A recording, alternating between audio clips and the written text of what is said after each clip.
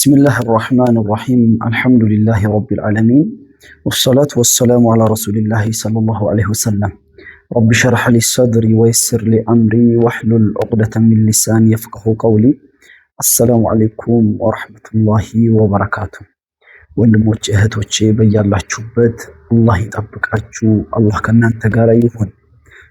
የዛሬው መልእክቴ በአላህ ፍቃድ እጅግ በጣም ለእህቶች ወሳኝ የሆነ መልእክት ነው። ለእናቶችና ለእህቶች የሚጠቅም መልእክት ነው። እሱ ምንድነው? ውርጃን በተመለከተ ነው። ብዙ እህቶች እየተፈተኑበት ያለ ነገር ስለሆነ ለዚህ ነገር ብዙ ጊዜ ስለምጠየቅ ነው። ዘላቂ የሆኑ መፍትሄዎችን በአላህ ፍቃድ በደንብ ማግኘት እንችላለንና بإذن ተዓላ ይሄ ውርጃ የሚባለው ነገር ከምን ሊፈጠር ይችላል የሚለው እንመለከታለን። አንደኛውና የመጀመሪያው ውርጃ የሚባለው ነገር የሚፈጠረው አላህ ረብል ዓለሚን ያ ልጅ እንዲወለድ ያ ልጅ እንዲወርድ ስለፈለገ ነው። የአላህ ፍላጎት ደግሞ በጥበብ የተሞላ ነው። የአላህ ፍላጎት ደግሞ ለኛ ረሕመት ነው። ስለዚህ አላህ ለሕክማ ነው ይሄን ያደረገው። ሁለተኛውን ኬዝ ስንመለከት ደግሞ ምናልባት አካላዊ የሆኑ ችግሮች ሊኖሩብን ይችላሉ። ያ ማለት ምን ማለት ነው?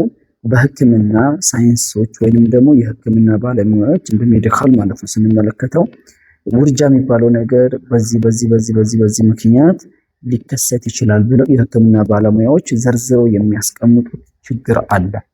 ያ ነገር ተከስቶ ከሆነ በዛ መንገድ ሊሆን ይችላል ይሄ ውርጃ እያስቸገራት ያለው።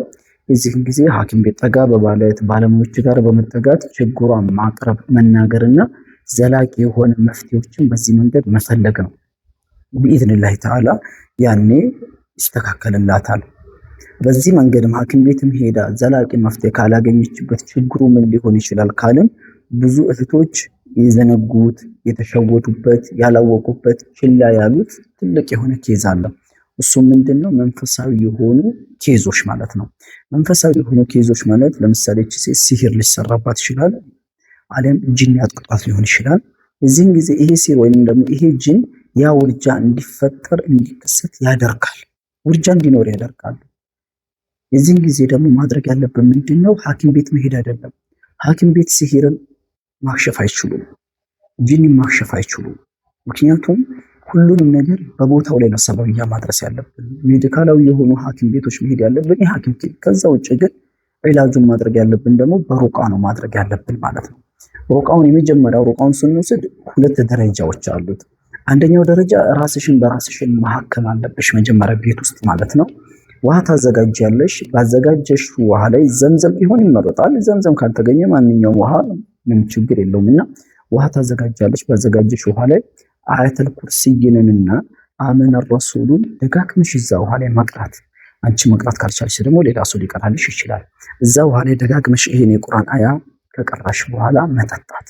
ይሄን ውሃ መች ነው የምትጠጪው? ጠዋትን በባዶ ሆድ፣ ቀንም ምግብ ስትበይ፣ ውሃ ሲጠማሽ፣ ማታ ልተኝ ስትበቃ ውሃውን ቀኑን መጠጣት አለብሽ። ቢያንስ በቀን 2 ሊትር ለመጨረስ መሞከር አለብሽ። የተቀራበት ውሃ መሆን አለበት።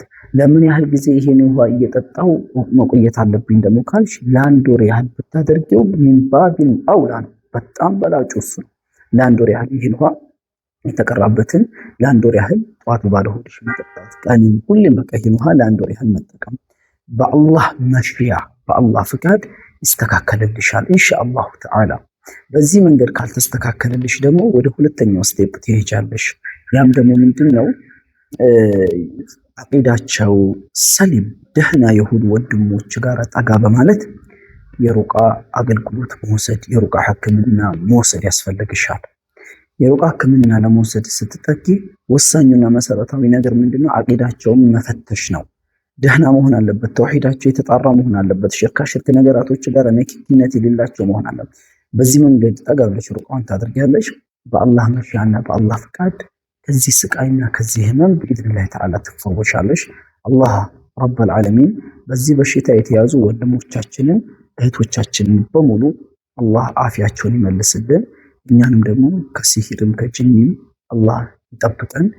ወሰላሙ አለይኩም ወራህመቱላሂ ወበረካቱ።